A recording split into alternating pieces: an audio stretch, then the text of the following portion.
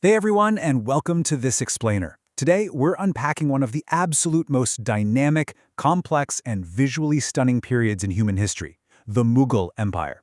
Now, this isn't just your standard story about kings and battles. No, it's about the forging of a massive, incredibly sophisticated state that left a permanent mark on art, culture, and governance.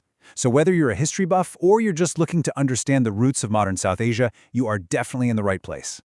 Think about it for a second. How did just one dynasty manage to shape the fate of the entire Indian subcontinent from 1526 all the way to 1857? That is over 3 centuries of epic conquest, unparalleled cultural synthesis, and eventual dramatic collapse. It's a massive stretch of time, but we're going to break down exactly how this empire rose, hit its peak, and ultimately fell apart. Okay, let's dive into this. Here is our exact roadmap. First, the foundation of the empire. Second, Akbar's golden age. Third, art, culture, and architecture. Fourth, overreach and decline. And finally, the enduring Mughal legacy. Part 1. Foundation of the Empire. This whole saga kicks off with Babur. He was this highly ambitious descendant of Timur and Genghis Khan, and let me tell you, laying this foundation was anything but smooth. It starts with a bang in 1526 at the First Battle of Panipat, where Babur defeated Ibrahim Lodi and officially ended the Delhi Sultanate. Just a year later, the Battle of Kanwa really consolidated that power against Rajput forces, but power is fragile. Babur's son, Humayun, actually lost the empire entirely to the brilliant Afghan leader Sher Shah Suri. He literally had to flee all the way to Persia.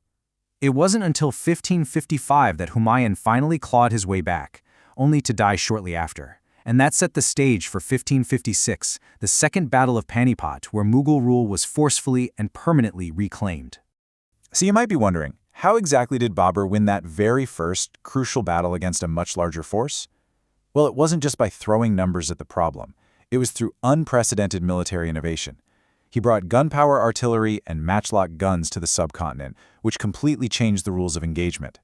Add that firepower to the Tulugma strategy, which is this devastating flanking maneuver, and Babur just had an unbeatable tactical edge. Moving on to Section 2, Akbar's Golden Age. Now, what's really interesting about this slide is the Mansabdari system. Akbar, who actually took the throne as a teenager, quickly realized that while you can build an empire with cannons, you certainly can't run it with them. If you really want to understand how the Mughals managed such a vast, diverse territory, this system is the key. It was a highly organized military and administrative ranking system that applied to almost all civil and military officers. It essentially took a sprawling feudal society and turned it into a standardized, centralized bureaucracy, a real game changer. Let's break this down just a bit further, because it's an absolutely crucial concept. Every single officer, or Mansabdar, had 2 specific ranks. First, the Zut, which indicated their personal status and their salary.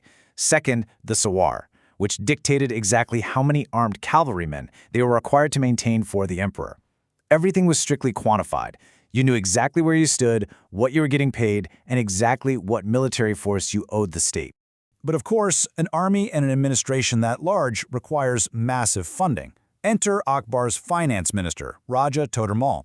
He didn't just guess what farmers owed, he brought in the Dasala system. Imagine calculating your taxes based on a 10-year rolling average of crop prices. They systematically measured the land and calculated revenue based on the average produce and prices over the previous decade. Because of this, the Mughal state became a highly sophisticated economic machine, creating the kind of stability that allowed for massive growth. Which brings us to Part 3, Art, Culture, and Architecture.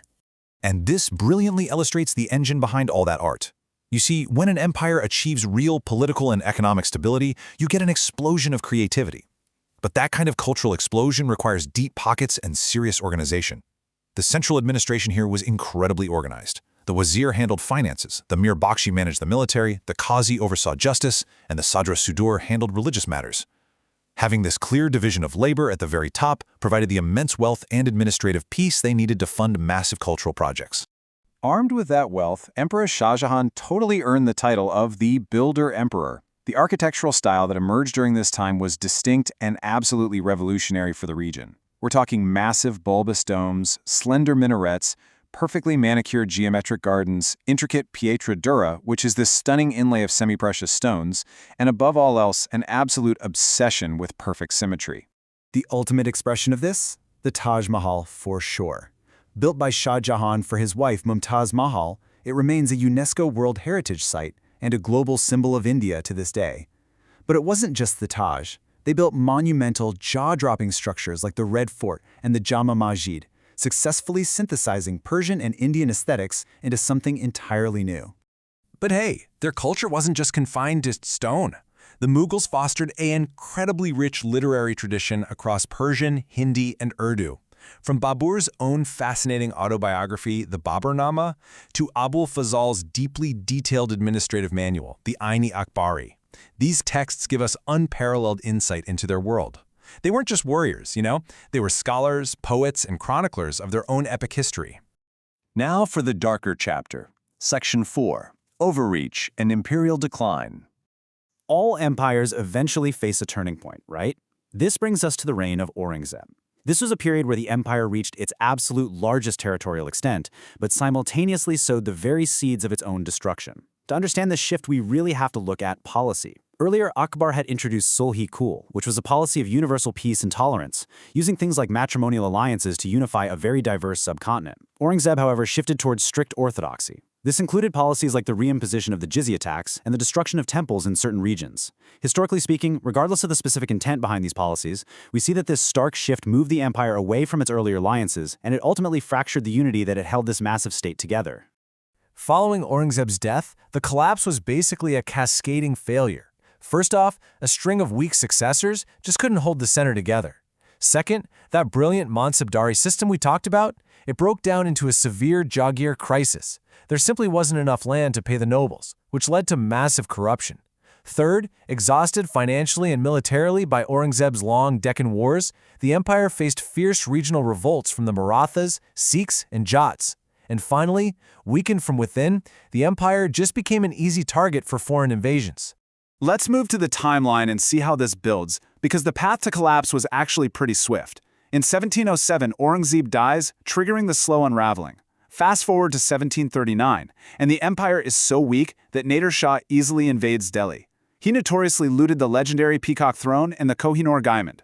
From there, the empire was reduced to a mere shadow of itself, basically just limping along until 1857. 1857. That is the absolute definitive end. Following the massive revolt that year, the British East India Company, which, remember, had been steadily gaining political power ever since getting trading rights way back in Jahangir's time, officially abolished the Mughal Empire. They deposed the very last emperor, Bahadur Shah II, finally closing the book on a 300-year dynasty. Finally, Section 5, the enduring Mughal legacy. Now, a presence that massive doesn't just vanish overnight, right? When we summarize their historical importance, the list is honestly staggering. The Mughals unified much of India politically. They developed a highly centralized administration that influenced governance for centuries to come. They turned India into a major global trading economy, exporting textiles, spices, and silk, all the way to Europe and Southeast Asia, and, beautifully, they created a unique Indo-Islamic culture, forever changing the society, the food, the language, and the physical landscape of cities like Agra, Delhi, and Lahore. So here's the thought I want to leave you with. Knowing how deeply their administrative systems, their architectural wonders, and their cultural synthesis shaped the subcontinent, what remnants of the Mughal Empire do you still see in modern administration, language, or everyday culture today? The empire might have officially fallen in 1857, but its echoes, they are literally still all around us. Thank you so much for joining me on this explainer, and keep